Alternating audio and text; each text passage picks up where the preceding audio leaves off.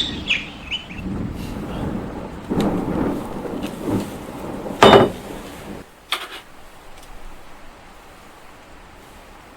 ben, il y a de l'orage aujourd'hui.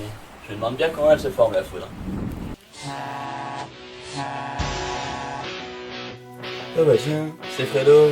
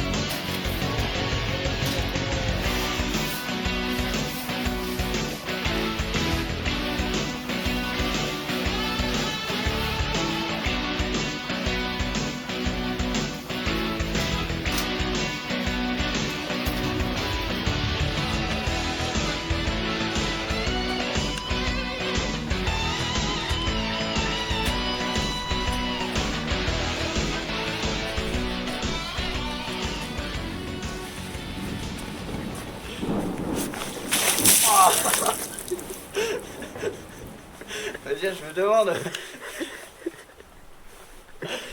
je me demande bien ce que peuvent faire les hommes face à la foudre. Oh là là, il fait des solos.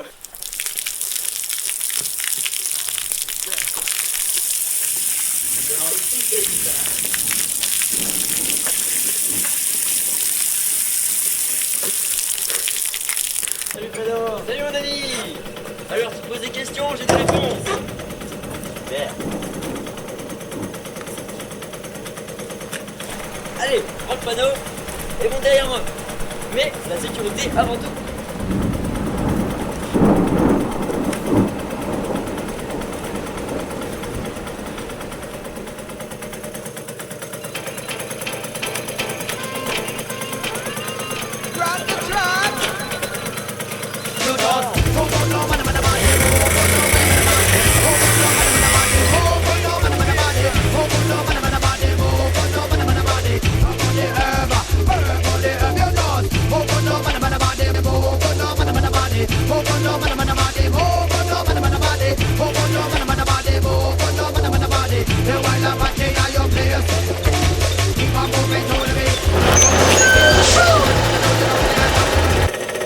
Bonjour, moi c'est Jamie. Avec Fredo, nous allons vous expliquer comment se forme la foudre.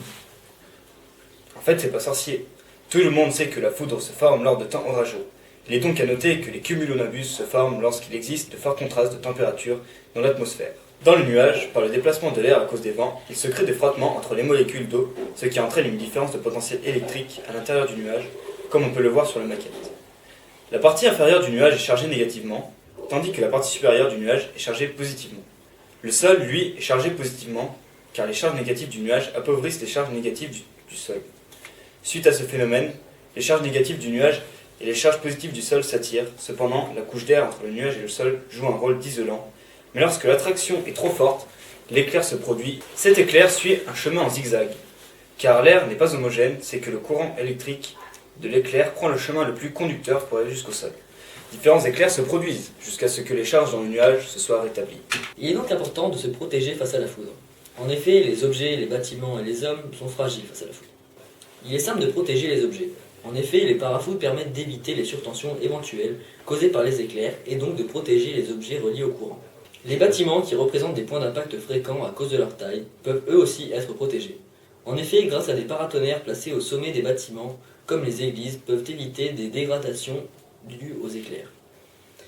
Mais le plus important est de savoir quoi faire lorsque l'on est surpris par la foudre. En fait, c'est pas censé se protéger. Il existe des réflexes simples. Quand tu vois que les éclairs sont proches, surtout ne va pas t'abriter sous un arbre. Celui-ci ferait office de paratonnerre et prendrait feu alors que tu es en dessous. Ou si tu es dans ta voiture, surtout n'en sors pas. En effet, la carrosserie conduira le courant et tu ne seras pas touché. Elle fera office de cage de Faraday. Hé Marcelino, viens me remplacer, je vais chercher un truc dans le camion.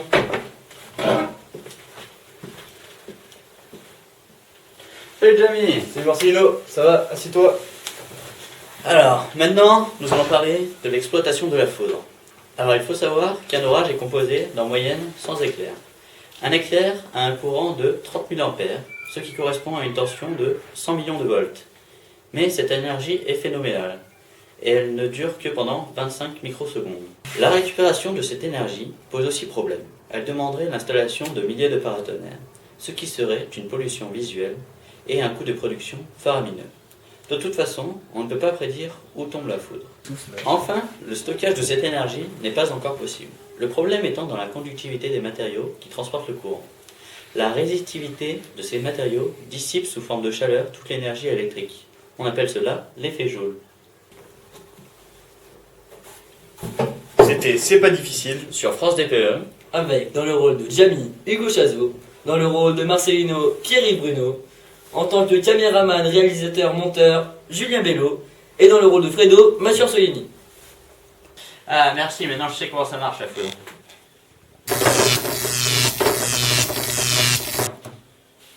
Et non, tu ne sais pas tout.